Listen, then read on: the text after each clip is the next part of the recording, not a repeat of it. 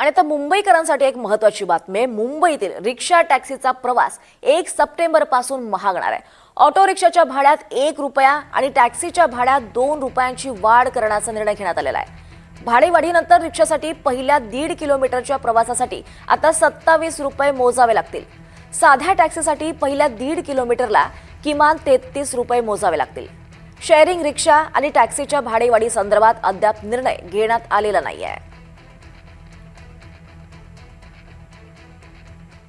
दरम्यान मुंबईमध्ये आज मराठी न बोलणाऱ्या रिक्षा आणि टॅक्सी चालकांवर मोठ्या प्रमाणात कारवाई झाली आहे।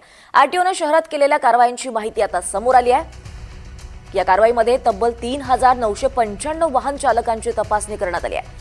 त्यापैकी 604 चालकांना मराठीचं व्यावहारिक ज्ञान नसल्याचं निदर्शनास आलंय। आरटीओ अधिकाऱ्यांनी यांना 1 महिन्याची नोटीस बजावली आहे। तर राज्यभरात 4222 चालकांची तपासणी झाली आणि 664 चालकांना नोटीस बजावण्यात आली आहे।